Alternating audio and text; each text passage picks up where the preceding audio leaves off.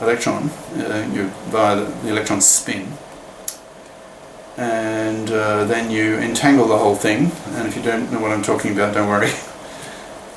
And that entangled register of n qubits, you then operate on it with the Schrödinger equation. You apply some Schrödinger, Hamiltonian operator on it. If you don't know what I'm talking about, forget it. If you know quantum mechanics, if you've done my quantum mechanics course, you'll know something of what I'm talking about, although I have not yet done a proper course on quantum computing, but I'll certainly do that, certainly. Anyway, my big dream is that when you apply the Hamiltonian to that entangled quantum register, you can then compute 2 to the power n things at the same time. So that critical number, that critical speed-up factor of quantum computing compared to classical computing, that speed-up factor is 2 to the n. Okay? Now my big dream is that by studying things like QCD and the advanced physics and quantum topological quantum fields and so forth, I'm hoping, and it'd be a huge breakthrough if it could be done, but my hope is, the dream, that maybe I may be able to find phenomena that would allow me to compute with a larger factor than 2 to the n that is allowed by quantum computing, right? And if that were possible, then you would then have super quantum computing. You're superior to quantum computing. So that's the dream. Anyway, so a good dose of complexity theory would sharpen the categories of complexity. So if QCD allows a form of computation that's faster, more efficient, so that you can compute more than 2 to the n things at a time, using these new phenomena that I haven't discovered yet. They may be there, just lying. I just need to learn what they are. Maybe not. Don't know. Anyway, so 2 courses on complexity theory. This one about master's level, and this one's definitely harder. Wegener, that's the author. So that'd be M2 level. And then I don't think I'll do any computer courses at PhD level, because my main thrust is math and physics, pure math and mathematical physics. And so I need to teach the pure math-physics guys enough theory of computation so that they can apply the math and physics to computer ideas, right? Now, this other one, I've shown this before, you may have seen this before. This is more along the lines of Gödel and computability and unsolvability, what cannot be computed. So the power and the limits, particularly the limits of what you can compute, and what is not computable. And so this is quite an advanced text. This is definitely master's M2 level, second year master's level. Very, very maths. So if you like math, this is very math. And in it, we will solve in detail Gödel's famous incompleteness proofs. There's two of them. People tend to talk about the incompleteness proof as though there are only one, but strictly there are 2 from Gödel. Okay, so this will definitely be an M2 level text. Okay, so that's the end of the theory section of chapter 1. Been a long chapter, 50 odd pages, well over 110 or more, 115, sometimes the clips for the theory, and that's only the theory. Next we have to do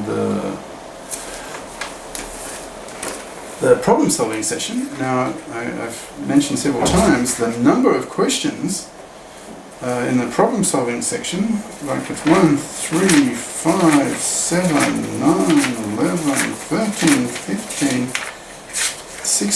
16 pages in the textbook on the questions and solutions to a selected number of those questions.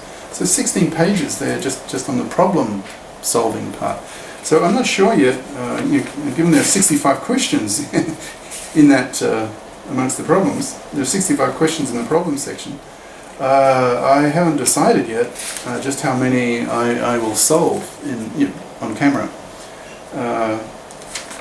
Yeah, 65, that's a long number. So it could be that the problem solving session is also going to require many sessions. We'll just see. Or the fraction of the total number of problems given that I actually solve on camera is sort of less than my usual third quarter, what I've done in other courses. I haven't decided that yet. But the next portion of this chapter, chapter 1, will be the problem solving.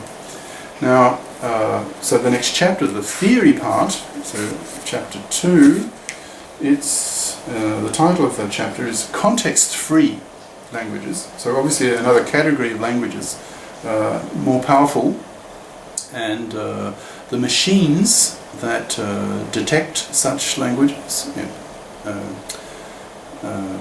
or recognize such languages, those machines are more powerful also. For example, they may involve something called a stack, S-T-A-C-K. What's a stack? Well, it's just things on top of each other, like a stack of plates. So you have one plate and you put a plate on top of it, another one on top of that, and so on. So that pile of plates is a stack of plates. These machines that can recognize context-free languages use stacks. In other words, you're putting. What are you putting? You're putting that. Your memory then is a stack, and so you memorize something, some value, and you put it on your stack, and then you store something else, and you put it on top of the one that's underneath, and then you store another one, you put that on top. So now you've got three items, three things in your stack, one above the other, and so putting an item onto the stack is called pushing.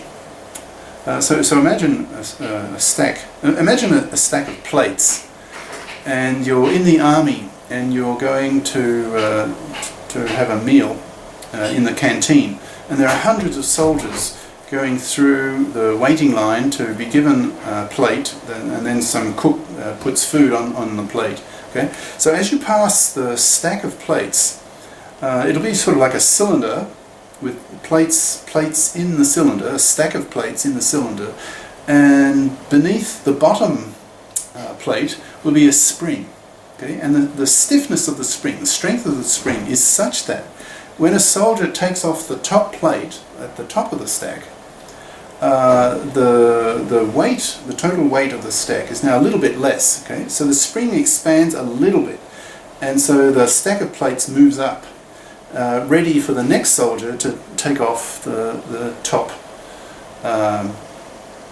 plate on the stack, and so on and so on. Okay, so in computer theory, computer science, to put something on the stack is called, the verb used is push. Okay, and where did that verb come from? Well, it's analogous to the stack of plates in the army, right? So you put another item, in other words, another plate, on the stack, and so you're pushing down the stack because now the total weight of the plates in the stack, that's more weight on the spring, so the spring gets compressed a bit more, so the spring goes down, so the pile of plates goes down. Okay, so pushing. Now when you take a plate off the stack, that's called popping, to pop. In other words, to take off the top item from the stack. Okay. Now, if you took off, now that's also popping, also analogous to a spring. If you compress a spring and you have a sort of what do you call it? A kind of a pin, like say that stops the pin stops the spring expanding rapidly, and you release a catch, let's say, and then you release the catch, so the spring then can pop up, it expands suddenly. So hence the notion of popping a spring. Well, in this case, you're popping a plate. You're taking off the top plate. So that's so you're in terms of a stack in computer science. To pop the stack means to take off to take off the top element in your stack. So you may have a stack of numbers, for example. So the bottom number, and the second bottom number, and the third, fourth, fifth, until the top number. So to pop the stack means that you take off the top number and use it. All right, and now that what was the second top number is now at the top. So that's popping. So pushing and popping. So to push a stack means you put something like a number onto the top of the stack. That's pushing. And popping is to take it off. Okay, pushing and popping a stack. Well, in this second chapter, we will devise machines that use stacks to do this kind of thing, to recognize context-free languages. Now, context-free. To be free of in English means to be, in a sense, liberated from, no longer oppressed by. So it looks as though context in this computer theory is something you want to be that you want to avoid, right? You want to be free of. So hence the term context-free languages, languages that do not have context, because maybe that's more complicated, more difficult to deal with. So this chapter will be talking about that whole category of languages that do not depend on context. They are context-free languages. They're more powerful than the regular languages we've done in chapter 1. And to recognize these more powerful languages, we need more powerful machines. And the machines that we use use stacks. Okay? So that's a sort of a lead in to chapter 2, and I'll stop there.